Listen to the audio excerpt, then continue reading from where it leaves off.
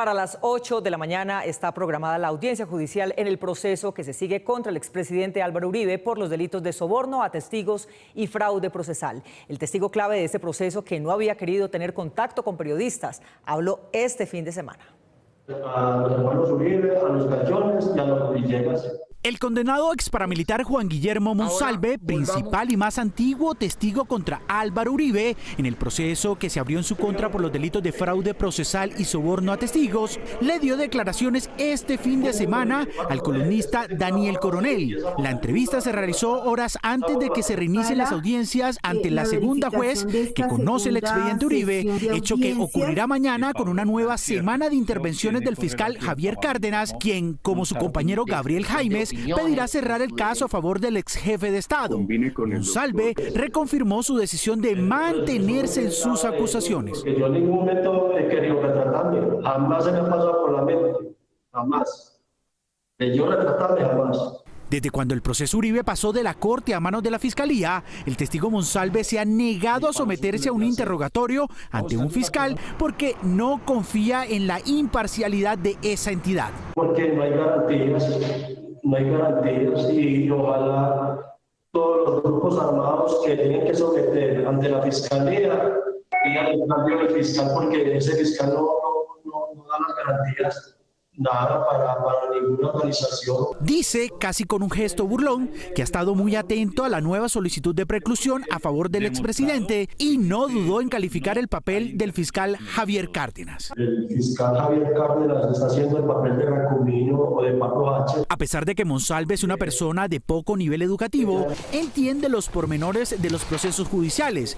Por eso, aseguró que llamó su atención el reciente regaño de la actual jueza al fiscal Cárdenas cuando le reclamó la manera desordenada e imprecisa en que ha presentado sus argumentos y le pidió presentarse con un esquema de trabajo mejor elaborado. Él es el que está cambiando las cosas porque si la Corte saca una cosa y él quiere mostrar otra, es porque él las quiere cambiar a favor del defendido de él.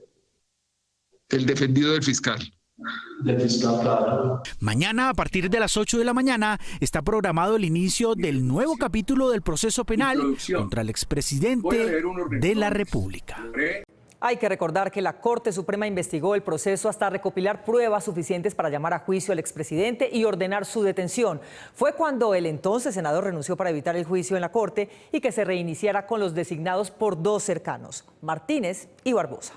Me entregó un papelito y me dijo, ponga mucho cuidado. 16 de febrero de 2018. En una decisión judicial sin precedentes en la historia de Colombia, la Sala Penal de la Corte Suprema, máxima instancia en esa materia en el país, decidió abrir investigación formal por los delitos de fraude procesal y soborno de unos testigos que se encontraban en varias cárceles contra el más poderoso político nacional de este siglo, Álvaro Uribe. Los hechos que presuntamente involucraron en estos ilícitos al expresidente tuvieron relación con su intento de enlodar a su contradictor, el senador Iván Cepeda, con las mismas conductas ilegales que terminaron enredándolo a él hasta el día de hoy. 3 de agosto del 2020. La Sala de Instrucción de la Corte Suprema, a la cual pasó el expediente Uribe cuando se crearon dos instancias de decisión en ese alto tribunal por ser el supuesto determinador de dos delitos, su privación de la libertad, que se cumplió durante unas 2 semanas, aunque podía cumplirse en su residencia, se explicó por comillas los posibles riesgos de obstrucción de la justicia por parte del investigado respecto al futuro recaudo de pruebas en su contra. De manera que la plenaria le ha aceptado su renuncia irrevocable. 18 de agosto del 2020. El entonces senador Uribe, ya en detención, presentó renuncia a su cargo de elección popular ante el presidente del Congreso, Arturo Char, quien la aceptó de inmediato junto con la bancada mayoritaria del gobierno Duque. Sin fuero de senador, Uribe logró que su expediente no pudiera continuar en la Corte Suprema y que pasara obligatoriamente a manos del fiscal Francisco Barbosa, compañero de pupitre de Duque, que a su vez había sido subalterno del procesado. 31 de agosto del 2020. La Sala de Instrucción de la Corte Suprema decide enviar el expediente Uribe a la Fiscalía General de la Nación. Opiniones 4 de septiembre del 2020. El fiscal general designa al coordinador de fiscales delegados ante la Corte, Gabriel Jaimes, para que asuma el caso. Expropiaron mi reputación. 6 de noviembre del 2020. Ya en manos de la Fiscalía Barbosa, Álvaro Uribe recuperó su libertad. 5 de marzo del 2021. La Fiscalía Barbosa y el fiscal Jaimes piden ante un juez precluir el caso a favor del expresidente. Este reaccionó dándole las gracias a Dios. 27 de abril del 2022. La juez de conocimiento, Carmen Elena Ortiz, niega la preclusión del expresidente Uribe y ordena continuar la investigación. 2 de mayo del 2022. La Fiscalía designa a otro fiscal, Javier Fernando Cárdenas. 10 de octubre del 2022. Ante el Juzgado 41 Penal de Bogotá, la Fiscalía inició su argumentación, que se retomará mañana para finalmente solicitar nuevamente la preclusión a favor del expresidente Uribe. El regaño de la segunda jueza del caso Uribe al fiscal del caso por el desorden en la presentación de sus pruebas no cayó en el vacío. Guillermo Gómez. Mónica, el equipo del abogado de Iván Cepeda, Reinaldo Villalba, hizo un cuadro comparativo de las diferencias entre las pruebas de la Corte Suprema de Justicia en 2018 y las de la Fiscalía de hoy. Las diferencias que encontraron fueron notables. El pasado 14 de octubre se celebró la más reciente audiencia en el proceso penal que se le sigue a Álvaro Uribe por el delito de soborno a testigos. La Fiscalía, en esta etapa, intenta convencer por segunda vez a una jueza de que archive el caso y absuelva al expresidente. Jamás he estado pasado por mi mente. Al fiscal Javier Cárdenas, quien reemplazó a Gabriel Jaimes en su intento de favorecer al exmandatario, no le ha ido mejor.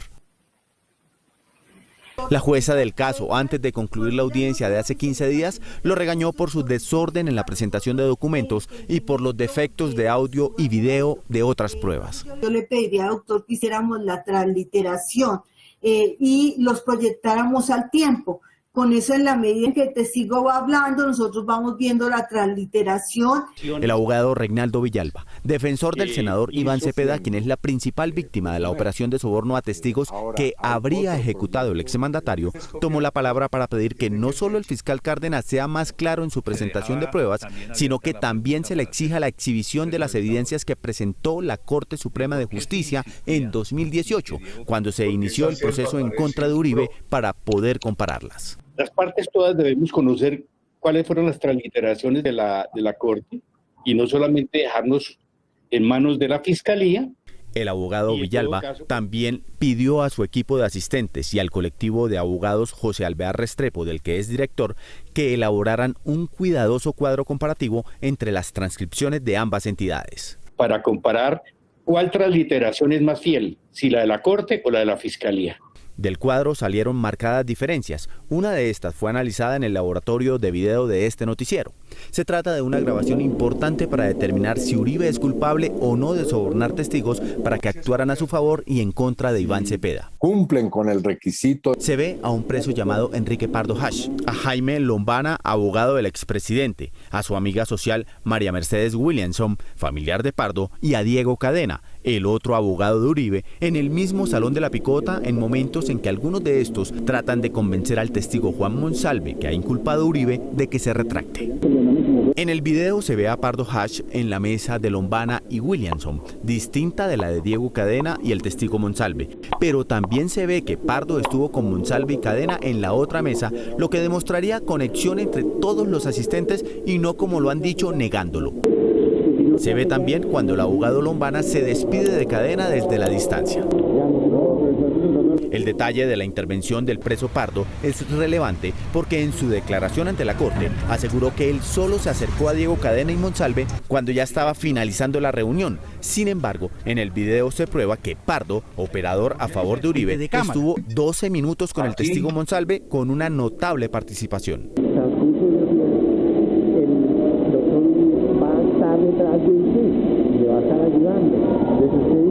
La versión de la Fiscalía sobre estas escenas es distinta, o las omite o las cambia de sentido.